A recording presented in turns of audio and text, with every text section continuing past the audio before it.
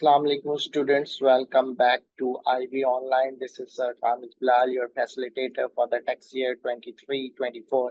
अच्छा बेटा, आज हम लोग सेक्शन सी का कॉर्पोरेशन टैक्स के बेसिक्स एंड एडमिनिस्ट्रेशन के क्वेश्चंस कर रहे हैं। सेक्शन सी के कॉर्पोरेशन टैक्स जैसे कि तुम्हें पता है बहुत अहम है, लाजमी सेक्शन सी में कम से कम 15 मार्क्स का आएगा। तो B focus on corporation tax basics and administration.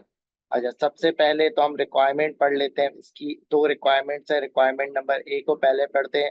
Calculate Harbour Limited Corporation tax liability for the 4-month period ending 31st March 2024. Note your computation should commence with the opening profit figure of 7,15,500।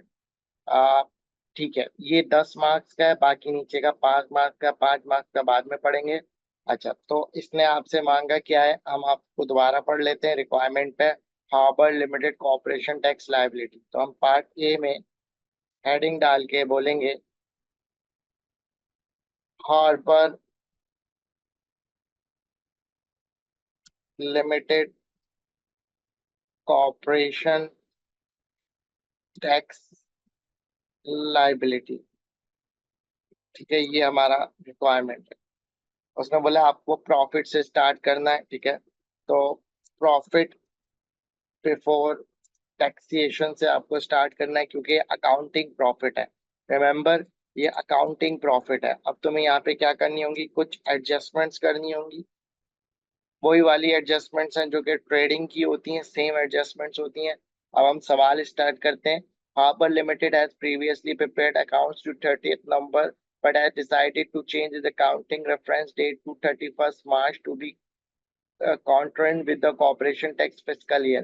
The company's forecast draft statement of profit or loss for the 4-month period ended 31st March 2024 is as followed। ठीक है, अच्छा, सबसे पहले operating profits के बारे में कह रहा है। सबसे पहले वो क्या कह रहा है, ऑपरेटिंग प्रॉफिट्स के बारे में कह रहा है। और उसने क्या कहा था, कहाँ से स्टार्ट करना है तुम्हें। उसने स्टार्ट कहाँ से करने का बोला था, लेट मी चेक। सॉरी, उसने ऑपरेटिंग प्रॉफिट से स्टार्ट करने का बोला था, हमने गलत स्टार्ट कर दिया।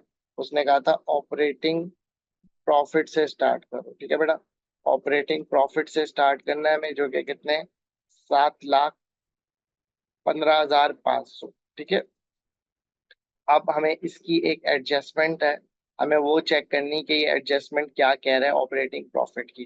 कहता है ऑपरेटिंग प्रॉफिट में note number 1, depreciation of 11760 and amortization of lease hold property 1300 C below have been deducted in arriving at the operating profit figure 7,15,000।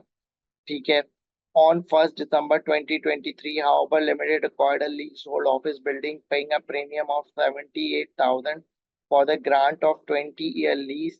The office building will be used for the business purpose by Harbour Limited for 4 months period। अच्छा ठीक है, सबसे पहले तो तुम्हें क्या करना है, सिंपल, कुछ भी नहीं करना।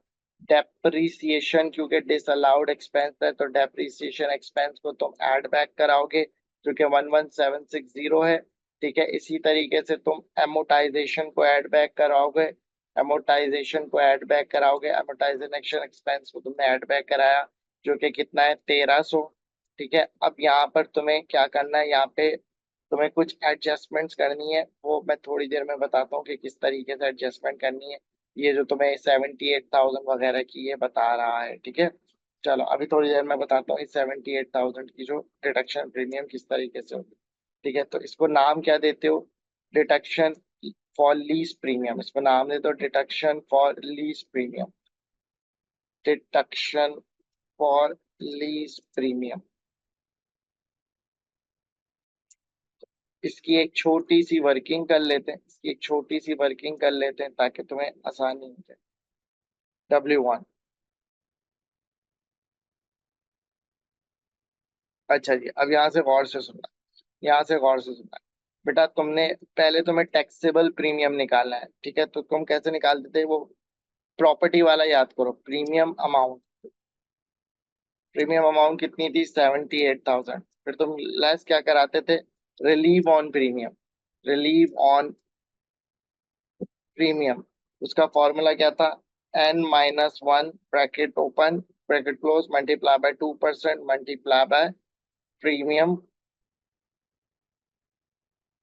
अमाउंट। ठीक है बेटा। तो एन कितना है, कितने साल के लिए, 20 सालों के लिए दिया है। 1 multiply by 0.02 multiply by premium amount that is 78,000। Got it.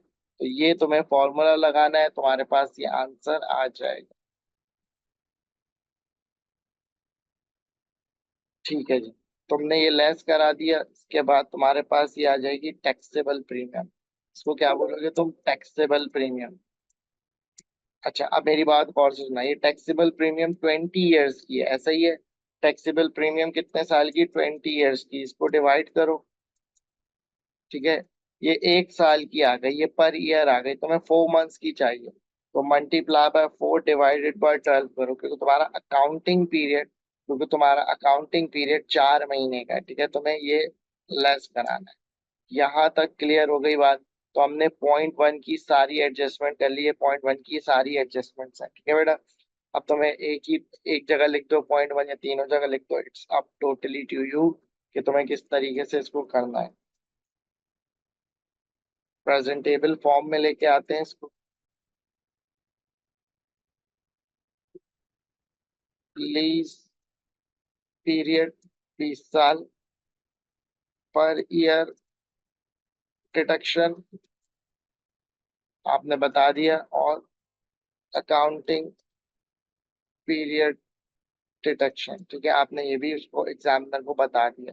देखो, कॉर्पोरेशन टैक्स के सवालात मैं तुम्हें बहुत प्रॉपर करवा रहा हूँ, क्योंकि ये 15 मार्क्स के, इस पे ही आपका पास और फेल का रेशो बनता है। ठीक है बेटा, क्लियर हो गई बात। अच्छा, अब हम नोट नंबर 2 पे जाएंगे, जो कि आपका प्रॉपर्टी इनकम से ताल्लुक रखता है। तो आपने हेडिंग डाल दी प्रॉपर्टी इनकम। मैं मैं नोट नंबर 2 पर आ जाता हूँ। प्रॉपर्टी इनकम का जो आपका नोट बना हुआ है उस पर मैं आ गया हूँ। अच्छा जी। कहता है, Harbour Limited lets out a freehold warehouse which is surplus to requirement. On 1st December 2023, the tenant paid rent of 15,600 for the 6 month period on 31st May 2024। अच्छा, टेनेंट ने आपको कितने महीने का रेंट पे करा है, 6 महीने का रेंट पे किया। On 1st December 2024, Harbour Limited paid insurance of 1,800 for the period ended 30th November 2024। ठीक है। तो इसमें कोई रॉकेट साइंस नहीं है। तो प्रॉपर्टी इनकम में तुम्हें एक रेंट रिसीव हुआ है, बट यहाँ पर मेक श्योर करना है कि रेंट जो तुम्हारा है वो 4 महीने का ही होना चाहिए ना। अच्छा, ये टेनेंट ने जो रेंट दिया है वो 6 महीने का दिया है, क्योंकि अकाउंटिंग पीरियड तुम्हारा 4 महीने का, रेंट 6 का है। तो 15,600 यहाँ कर लेते हैं, 15,600 इंटू 4 डिवाइडेड बाय 12। ठीक है, तो ये तो तुम्हारा ये चीज आ गई रेंट रिसीव। इससे ही रिलेटेड इंश्योरेंस एक्सपेंस था तुम्हारा, पूरे साल का इंश्योरेंस एक्सपेंस है 1,800। ठीक है, तुम्हारे पूरे साल का इंश्योरेंस एक्सपेंस है 1,800। तुम्हारा अकाउंटिंग पीरियड 4 महीने का है, तो तुम नेट ऑफ करके प्रॉपर्टी प्रॉपर्टी इनकम को कैलकुलेट कर लेते हो। तुम नेट ऑफ करके प्रॉपर्टी इनकम को कैलकुलेट कर लेते हो। ठीक है बेटा, यहाँ तक कोई मसला है तो पूछना।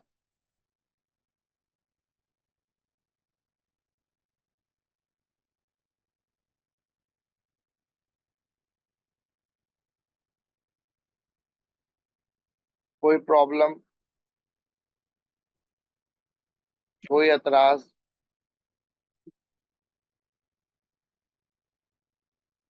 सॉरी, 4/6 था।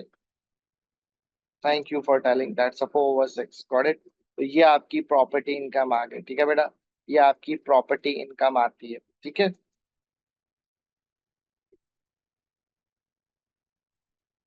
Okay now. अच्छा, मसला ठीक है, यहाँ तक प्रॉपर्टी इनकम आ गई, सही है। अच्छा, अब तीसरा पॉइंट है आपके पास चार्जेबल गेन्स का। आपके पास तीसरा पॉइंट है चार्जेबल गेन्स का। ठीक है, इसको भी पढ़ लेते हैं। चार्जेबल गेन्स आपके साथ क्या कह रहा है। Point number 3, the chargeable gain in respect of the disposal of investment on 3rd March 2024, no indexation allowance is available. कोई इंडेक्सेशन अलाउंस आपको अवेलेबल नहीं है, तो चार्जेबल गेन की कोई कोई एडजस्टमेंट नहीं, एज इट इज आ जाएगा। तो दिया हुआ क्यों था, पॉइंट ही नहीं लिखते। चार्जेबल गेन की कोई एडजस्टमेंट नहीं होती तो फिर उसको कैलकुलेट करते, ठीक है। फिर आपके पास है फाइनेंस कॉस्ट, जिसको आप इंटरेस्ट इनकम कह सकते हो, इंटरेस्ट इनकम कह सकते हो, ठीक है बेटा, इंटरेस्ट इनकम आप कह सकते हो। तो हम नोट नंबर 4 पढ़ते हैं। The interest paid in respect of Harbour limited 6% loan notes with interest for 6 month 24,600 been paid on 1 January 2024। ठीक है, तो क्या ये आपके अकाउंटिंग पीरियड में पे हो रहा है? ठीक है, पे हो रहा है। Interest of 12,300 will be accrued at 31st 2024। 12,300 का accrued हुआ है, ठीक है, ये भी आप लेस कराओगे। फिर वो कहता है with the corresponding accrual at 1 December 2023 being 20,500। जो 20,500 है वो कौन सा है आपका? 20,500 है वो प्रीवियस का है, आपके इस अकाउंटिंग ईयर में ये फॉल कर रहा है, ये नहीं कर रहा, लेट मी चेक। ठीक है, क्रॉसपॉन्डिंग एक्रूवल, जो कि एक्रूवल का था, कब का था? पिछले अकाउंटिंग ईयर में पड़ेगा ना, ठीक है, पिछले अकाउंटिंग ईयर का। तो इंटरेस्ट इनकम आप, इंटरेस्ट किस तरीके से आप कैलकुलेट कर रहे होगे? इंटरेस्ट आप किस तरीके से क्योंकि ट्रेडिंग पर्पस से ये इनकम नहीं है, सारा का सारा इंटरेस्ट जो है वो ट्रेडिंग पर्पस से, ठीक है। तो इंटरेस्ट पेबल कह दो, interest payable for trading purpose, ठीक है। ट्रेडिंग पर्पस के लिए इंटरेस्ट है तो वो कॉर्पोरेशन टैक्स ट्रेडिंग इनकम से लेस होगा, मतलब इस वाली इनकम में से लेस होगा। अब यहाँ पे गौर से सुननी है इसकी वर्किंग, गौर से सुननी है वर्किंग, दोबारा रिपीट कर रहा हूँ, गौर से वर्किंग सुननी है। तो यहाँ पे ये कुछ वर्किंग इस तरीके से बनेगी बेटा, आपको एक इंटरेस्ट 12,000 विल बी, वो interest with interest of 6 months for 24,600, 24,600, ठीक है। इसके एक काम करता हूँ ना, आपको एक हेल्प कर देता हूँ, इसकी नोटिंग भी कर देता हूँ, बच्चा इसमें कंफ्यूज रहता है इस सवाल में। बच्चा बेटा इंटरेस्ट जो भी होता है वो एक्रूअल बेसिस पे जाता है, ठीक है बेटा, एक्रूअल बेसिस पे जाता है। तो आपके पास जो इंटरेस्ट है एक है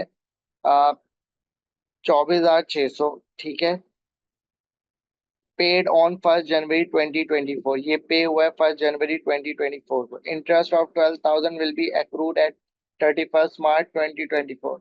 ये कौन से पीरियड का है? आप ही के पीरियड का, 20,500। जबकि ये वाला जो है, सॉरी कितना था ये, 12,300। जबकि ये वाला 20,500 वाला है, ये ये कब का है? 1 December 2023, मतलब ये एक्रूड जो हो रहा होगा वो प्रीवियस ईयर से रिलेट करता है, तो -20,500, ठीक है बेटा। क्लियर हो गई बात? आई होप ये मैंने आपको क्लियर कर दी है बात। और इसकी एडजस्टमेंट आउटर कॉलम के बाहर होगी, 16,600 लेस 16,600, इतना लेस हो, ठीक है बेटा, लेस 16,600। क्लियर हो गई बात? एक्रूअल बेसिस पर हुआ है बेटा, ये एक्रूअल बेसिस पे हुआ है, ठीक है। अच्छा, कुछ बच्चे कंफ्यूज हो रहे होंगे प्लस में क्यों नहीं आ रहा, भाई ये एक्सपेंस है ना, पेबल है ना, तो तुम एक काम कर लो, इसकी रिवर्सल कर लो, कि तुम्हें 24,600 पे करने की एक्सपेंस है 12,300, और एक जो एक्सपेंस था वो इस पीरियड का नहीं था, तो ऐड बैक कराओ क्योंकि इसने सही कैलकुलेशन नहीं करी है, ठीक है। तो ये इस तरीके से आप कर सकते हो।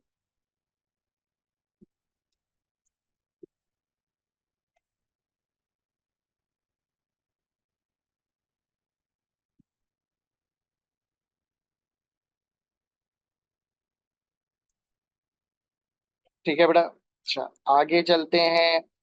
और कोई है पॉइंट? कैपिटल अलाउंस का पॉइंट है, the tax return down value of both the main pool and the special rate pool at as per December 2023 was nil On 12th January 2024, Harbor Limited purchased plant and machinery 5,48,000. This will be a long life asset for capital allowance purpose. ठीक है, capital allowance आपको पता है किस तरीके से calculate होता है। नया एसेट है बेटा, नया एसेट है तो उस पर ए आई ए मिलेगा। बेटा नया एसेट है तो उस पर ए आई ए मिलेगा। कैपिटल अलाउंस इसकी भी एक वर्किंग कर लो, कैपिटल अलाउंस की भी एक वर्किंग कर लो।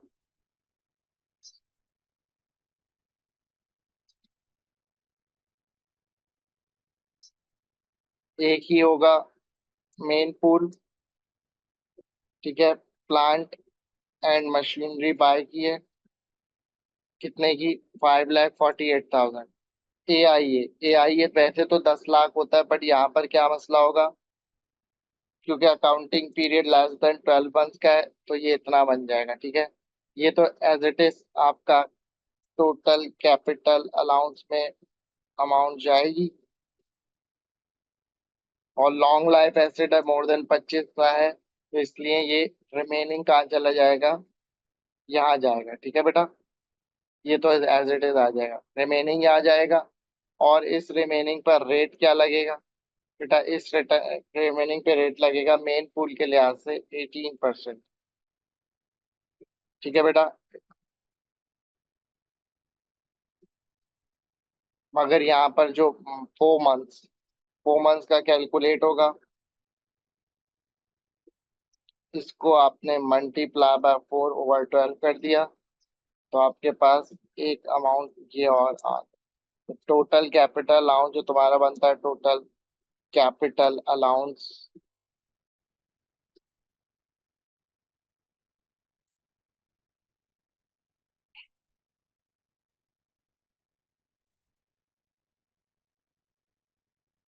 यहाँ तक कोई मसला है कैपिटल अलाउंस में? बेटा यहाँ तक कोई मसला, सिंपल सा कैपिटल अलाउंस था, कोई रॉकेट साइंस नहीं थी, कैपिटल अलाउंस बहुत सिंपल था, मुश्किल नहीं था। ठीक है बेटा, कैपिटल अलाउंस बहुत सिंपल था, कोई मुश्किल नहीं था। तो कितना आ रहा है? 3 कुछ, एक बार हम दोबारा अपनी कैलकुलेशन चेक कर लेते हैं, पूछ लो बेटा। 5,48,333। ओके, ये लॉन्ग लाइफ एसेट है, sorry I dent see that. Long life asset है, कितना है? This will be a long life asset. Okay, long life asset बोला था उसको। ठीक है, तो स्पेशल पूल में जाएगा, माय बैड, मोर देन 25 साल स्पेशल पूल। मुझे लगा कि इसकी 25 साल से कम है, 25 साल से कम होता तो मेन पूल में जाता। कुछ नहीं करो, सिर्फ 6% लिख दो। ये आ गया आपके पास कैपिटल अलाउंस, जिसकी एडजस्टमेंट यहाँ से होगी। ठीक है, तो अब तुम अपना फॉर्मेट थोड़ा सा बेहतर कर सकते हो अगर तुम चाहते हो। अगर तुम चाहते हो तो अपना फॉर्मेट बेहतर कर सकते हो। ठीक है, तो तुम क्या करो, गौर से सुनो, तुम क्या करो, तुमने प्रॉपर्टी इनकम अलग कैलकुलेट करो, यहाँ कैलकुलेट करो। चार्जेबल गेन तुम यहाँ कैलकुलेट करो। ठीक है, और इसको क्या करो, इसको हटाओ यहाँ से, हटा दो यहाँ से सब। ठीक है, ये इससे ताल्लुक रखता था,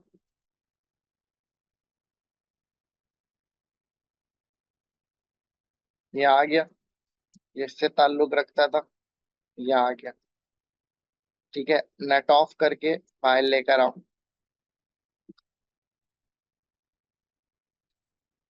ये सारी एडजस्टमेंट्स का नेट ऑफ हो गया, इसको इसमें से ऐड करा दो, मतलब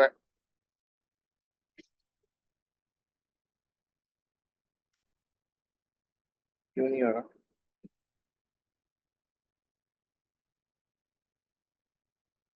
ठीक है, क्लियर हुई बात बेटा? क्लियर हुई क्या कर रहा हूँ मैं, मतलब ट्रेडिंग प्रॉफिट से ताल्लुक रखने वाली चीजों को एक एंड पे फेंक रहा हूँ। ठीक है, ट्रेडिंग प्रॉफिट से ताल्लुक रखने वाली, इसको इसको नाम दे दो ट्रेडिंग, ट्रेडिंग प्रॉफिट। ठीक है, क्योंकि ट्रेडिंग प्रॉफिट से ताल्लुक रखता है। अब इन सबको लेकर आओ बाहर, इधर जोड़ दो। सही है, ये यहाँ आ जाएगा 9,800, ये यहाँ आ जाएगा। ठीक है, यहाँ हटा दो। क्लियर है? तो ये तुम्हारी मेन चीज आ गई। ठीक है, ये चीज अब इनको अनहाइलाइटेड कर दो, मेन चीज उसको बता दो, ये रही और ये रही। ठीक है, इसको एक और ऊपर कॉलम में लेकर आ जाओ।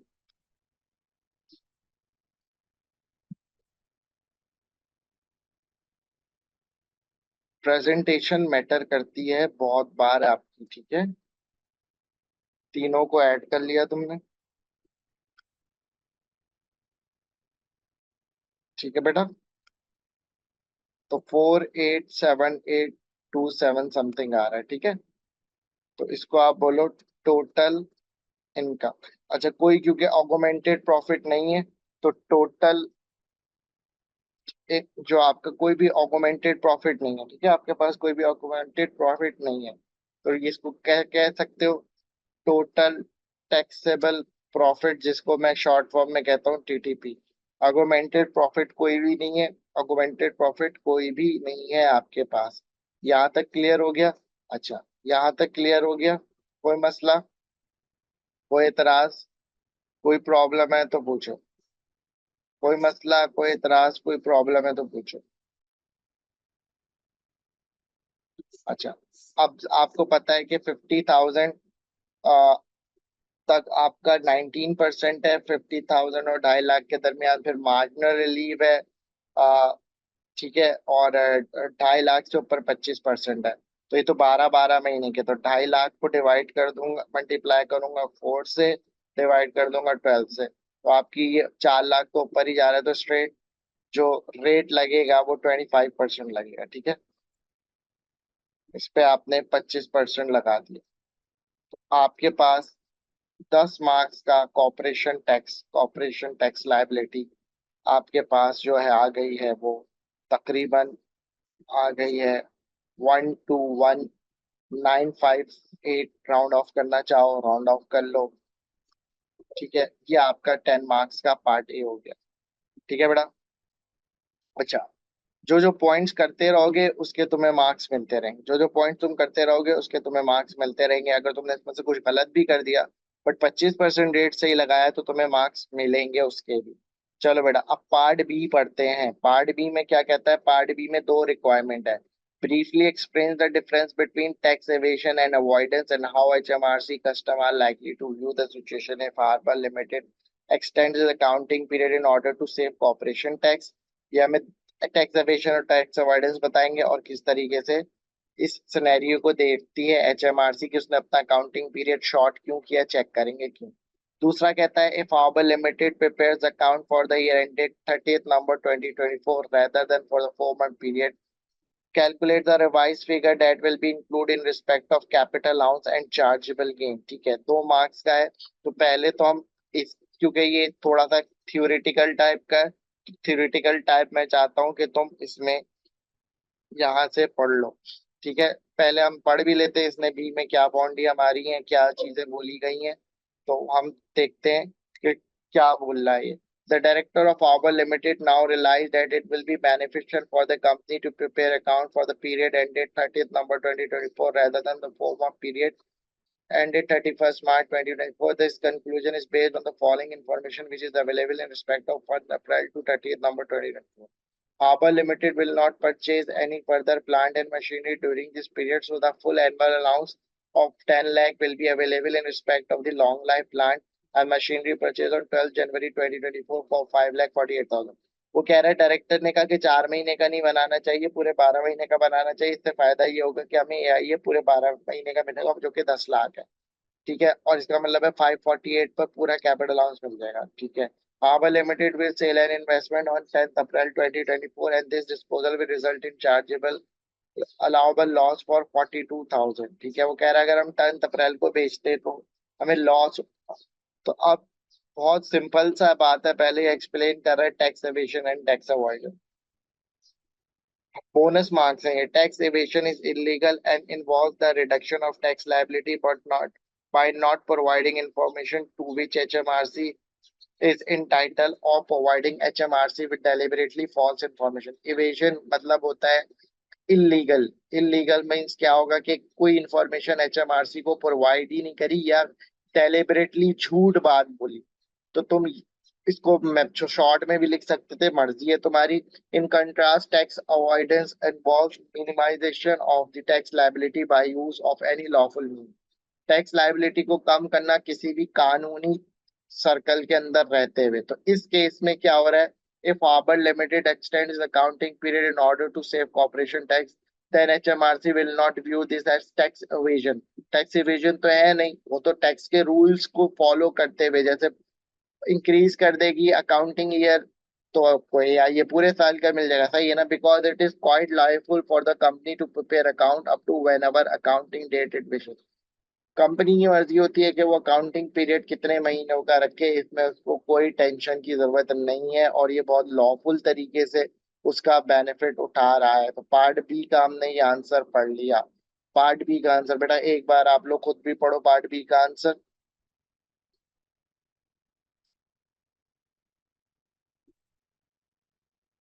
अच्छा जी, बहुत सिंपल सा है. नेक्स्ट कह रहा है कि